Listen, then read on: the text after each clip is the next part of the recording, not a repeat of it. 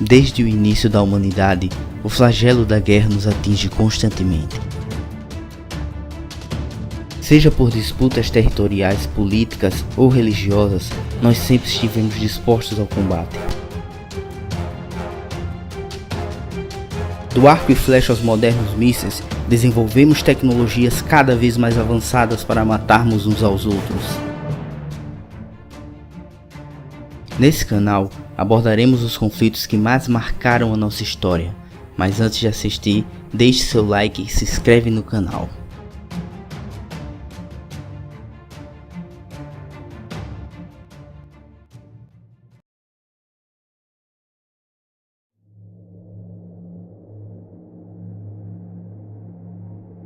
Em 2012, uma equipe de arqueólogos da Universidade de Cambridge fez uma descoberta impressionante em Nartharuk, no Quênia.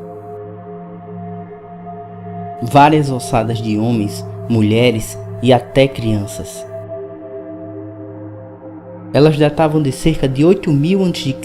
e tinham sinais claros de violência física. Foram achados projéteis de pedra na região do tórax e do crânio de 2 homens, e também 2 flechas feitas de obsidiana, pedra vulcânica muito usada para fazer pontas de flechas e lanças durante a Idade da Pedra. Não se sabe o que motivou o massacre, mas a descoberta prova que a humanidade já guerreava 10.000 anos atrás. A primeira guerra a ser documentada data de 2500 a.C., travada por 2 cidades-estados sumerianas. O registro desse combate se encontra numa placa de pedra conhecida como Estela dos Abutres, descoberta nas ruínas da antiga cidade sumeriana de Lagash. Foi também na Mesopotâmia que um homem forjou o primeiro império da história. Seu nome era Sargão, também conhecido como Sargão o Grande. Há indícios de que seus soldados já lutavam de forma organizada, equipados com uniformes e armas como machados de batalha, lanças com pontas metálicas e foices feitas de bronze.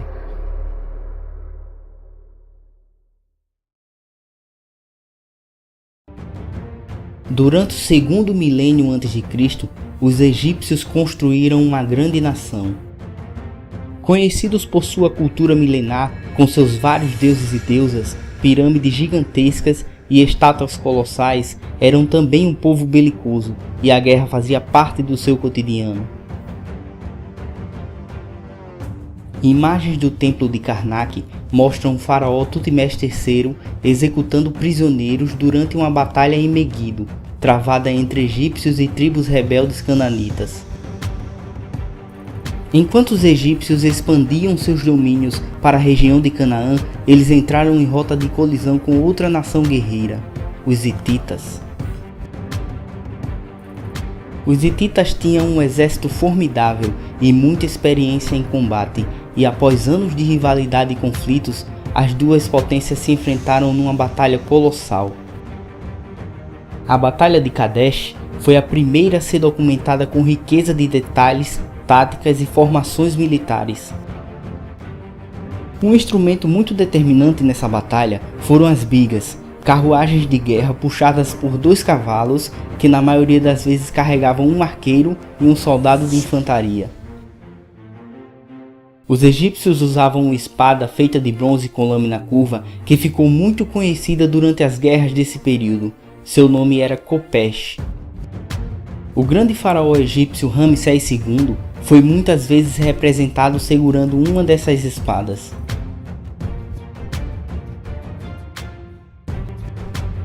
De 911 a 612 a.C., um povo destacou-se no Oriente Médio por sua devoção pela guerra: os assírios.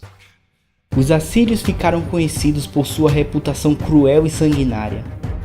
Um monarca assírio chamado Assurnazipal descreve da seguinte forma a punição que infligiu a uma cidade rebelde: construí um pilar em frente ao portão da cidade, esfolei todos os chefes que haviam se revoltado contra mim e recobri o pilar com a pele deles. Há muitos cativos dentre eles, queimei no fogo.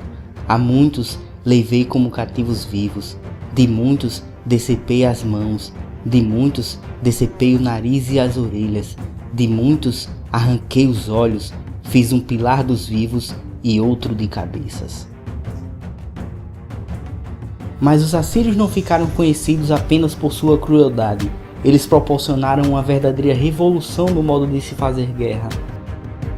Eles criaram o primeiro exército profissional da história, além de terem introduzido novos elementos ao combate, como o ariete, que os ajudava a derrubar os portões e também a escalar os muros das cidades fortificadas. Criaram também a primeira cavalaria montada e usavam capacetes pontudos que os protegiam de golpes vindos de cima para baixo. Mas o fator principal que ajudou os assírios a sobrepor-se sobre seus vizinhos foi a introdução de armas de ferro em grande escala no seu exército. Por serem mais fortes e resistentes, as armas de ferro faziam com que eles levassem larga vantagem sobre seus inimigos, que ainda usavam bronze para forjar suas armas. Em seu auge, o Império Assírio abrangeu toda a região do Crescente Fértil, indo do sul do Iraque até a Turquia, passando pela Palestina e o Egito. Um século mais tarde, um povo conquistaria quase todo o mundo conhecido da época, os persas. Em seu apogeu, o Império Persa ia da Índia até a Turquia, pegando o Egito ao sul. O imenso exército persa era organizado sob divisões de 10.000 homens. Cada divisão tinha 10 batalhões com 1.000 homens, divididos em 100 grupos de 10 homens, junto com uma poderosa cavalaria de elite. Em tempos de guerra, o exército era composto por guerreiros de todas as nações do Império. A força de elite era formada por 10.000 dos melhores guerreiros, que mais tarde vieram a ser conhecidos como imortais. A guarda real era composta apenas por medos e persas, com 2.000 infantes e 2.000 de cavalaria. Um grande defeito do exército persa era sua enorme heterogeneidade, com muitos povos de diferentes lugares que, às vezes confusos, fracassavam diante de tropas homogêneas e bem organizadas, como no caso das batalhas contra os gregos. Em 490 a.C., o rei persa Dario enviou uma missão punitiva contra algumas cidades-estados gregas, dando início às Guerras Médicas, também conhecidas como Guerras Greco-Pérsicas. Um fator determinante nessa guerra foram as batalhas navais.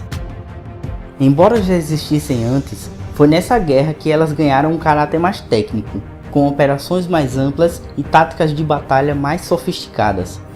O navio mais bem sucedido dessa guerra foi o trireme, uma embarcação grega com 36 metros de comprimento e 5 de largura. Ele carregava uma tripulação de mais de 150 remadores, divididos em 3 pavimentos de cada lado. Tinha uma velocidade e maneabilidade razoáveis, chegando aos 13 km por hora. Tinha também uma espécie de bico metálico feito de bronze, que permitia que investissem contra embarcações inimigas. Na montanhosa região do sul da Península Balcânica, as cidades-estado gregas viviam em pé de guerra. Conhecidos por sua vasta mitologia, ciência e filosofia, os gregos também eram mestres na arte da guerra. Dentre todas as suas cidades, uma se destacou por sua adoração pelo combate: Esparta. Os espartanos praticamente respiravam a guerra. Os homens eram treinados desde crianças para se tornarem guerreiros, e os bebês que nasciam deficientes eram largados para morrer, pois jamais serviriam para a guerra. A Batalha das Termópilas é a mais conhecida envolvendo guerreiros espartanos. Nela, 300 soldados de Esparta, junto com outros 6.000 de outras cidades-estado gregas, lutaram bravamente contra um exército persa formado por 300.000 homens. Os gregos lutavam organizados em falanges, uma formação de infantaria pesada composta por lanceiros chamados hóplitas, onde os soldados formavam uma parede de escudos com as lanças das primeiras linhas projetadas para frente, tornando impossível um ataque por parte da infantaria inimiga sem ser totalmente perfurada. Os outros membros da formação elevavam suas lanças numa posição de 45 graus, anulando qualquer ataque vindo pelo alto, por exemplo, quando os soldados da cavalaria inimiga saltavam de seus cavalos por cima das primeiras linhas. Os últimos soldados da falange iam substituindo os que morriam, mantendo a formação sempre intacta. Os gregos criaram também as primeiras catapultas, máquinas de guerra que lançavam pedras sobre seus inimigos a grandes distâncias, podendo ser atiradas também sobre as muralhas das grandes cidades. Os gregos atingiram seu ápice na guerra quando Alexandre o Grande, rei da Macedônia, partiu para a Ásia com um exército de cerca de 55 mil homens. Alexandre infligiu 3 derrotas aos persas, sendo a última na decisiva Batalha de Gaugamela, que pôs fim ao grande império, conquistando assim toda a Ásia Menor, Síria, Palestina e Egito, onde foi proclamado filho de Zeus.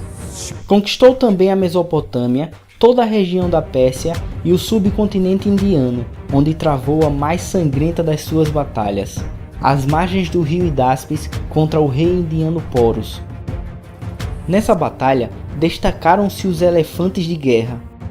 Conhecidos como os tanques de guerra do passado, esses animais causavam um enorme alvoroço entre os soldados de infantaria, que nunca os tinham enfrentado em grande quantidade, além de assustar os cavalos que não suportavam o cheiro deles. Porém, muitas vezes eles traziam muito prejuízo aos exércitos que os utilizavam. Por terem as solas das patas muito macias, os inimigos jogavam correntes cheias de espinhos para que eles pisassem. Ao ser ferido, o animal saía do controle de seu domador, causando um grande estrago, às vezes até investindo contra seu próprio exército. Mais tarde, os gregos também os adotaram em seus exércitos. Muitos deles foram usados pelo general cartaginês Aníbal durante as guerras púnicas. Por volta do 1º século a.C., um povo saiu da Península Itálica para conquistar o mundo: Roma. Os romanos construíram o maior exército da antiguidade, com unidades totalmente profissionalizadas e máquinas de guerra cada vez mais poderosas. O exército era formado por unidades de infantaria conhecidas como legiões. Elas eram compostas por 10 cortes, junto com uma pequena unidade de cavalaria. As cortes eram formadas por 6 centúrias, cada uma sob o comando de um centurião, e as centúrias por 10 contubérnias, formadas por 8 legionários. A águia romana era o símbolo da legião. Ela era carregada sempre à frente do exército por um suboficial chamado Aquilífero. Os soldados eram equipados com uma armadura projetada para ser flexível e também muito resistente. Um escudo grande que podia cobrir todo o corpo, permitindo que os legionários se organizassem na chamada Formação Tartaruga, uma formação de caráter defensivo, onde os soldados da linha de frente juntavam seus escudos lado a lado e os demais os apoiavam por cima, formando uma espécie de teto que os protegiam de flechas e lanças atirados sobre eles. Eram equipados também com um cinto para suspender a espada e um elmo com proteção para o pescoço e as orelhas, que nos oficiais tinha uma espécie de crista. Usavam também sandálias de marcha, chamadas caligas, e uma túnica vermelha por dentro da armadura. Para o ataque, a arma preferida dos romanos era o gládio, uma espada com lâmina afiada dos dois lados, que media de 50 a 60 centímetros, e também era muito usada por gladiadores, escravos treinados para o combate em arenas. Outra arma muito usada era o pilo, uma lança que fixava-se no escudo dos adversários, obrigando-os a se livrar dele. Além dessas armas, era também usado o púgio, um punhal que ficava preso na cintura do soldado. O exército romano era também equipado com catapultas e balistas, uma espécie de arco grande que ficava fixado no chão na horizontal, podendo lançar dardos e lanças a grandes distâncias. Os romanos também tinham uma poderosa marinha de guerra, formada pelas frotas do Miceno, a mais antiga da marinha romana, a frota Ravena, criada em 27 a.C. por César Augusto, a frota da Bretanha, criada por Cláudio, com o objetivo de patrulhar o Canal da Mancha e dar apoio às rotas de comércio e comunicação entre a ilha e o continente, e por fim a frota Flávia da Mércia, que ficava perto do Mar Negro. A Batalha de Ácio foi uma das mais marcantes travadas pela marinha romana. Liderada pelo general Agripa, a frota de Otaviano venceu as frotas de Marco Antônio e da rainha egípcia Cleópatra. Através da guerra, os romanos foram capazes de construir o maior império da antiguidade, estendendo-se do sul da Mesopotâmia ao norte da Bretanha, englobando todas as terras em volta do mar Mediterrâneo, no qual chamavam orgulhosamente de Mare Nostrum, nosso mar. Mas no início do quinto século depois de Cristo, com o império já em decadência, eles tiveram de enfrentar um inimigo formidável, os hunos. Vindos das estepes da Eurásia, eles saqueavam toda tribo, povo ou aldeia que estivesse em seu caminho, fazendo com que os povos germânicos iniciassem uma onda de imigração para se refugiar nas terras do Império Romano. Sua aparência asiática causava muita estranheza entre os romanos, que até então desconheciam tais povos, e seu furor pela guerra fez com que ficassem conhecidos como demônios vindos do Tártaro. Átila, principal líder dos hunos, foi retratado pela igreja da época como o flagelo de Deus. Os hunos eram mestres na montaria a cavalo, aprendiam a lutar, caçar e cavalgar desde crianças. A cavalaria era o pilar do exército. Com as hordas se movendo rapidamente, eles não davam nenhuma chance aos inimigos. Usavam um arco de forma assimétrica que permitia ser aumentado em tamanho sem perder a praticidade. Acredita-se também que foram eles que inventaram o estribo e que por isso conseguiam atirar flechas virados de costas no cavalo, num movimento conhecido como tiro-parto. No auge do reinado de Átila, os hunos travaram uma das maiores batalhas da antiguidade, contra uma coalizão formada por romanos, visigodos e outras tribos germânicas.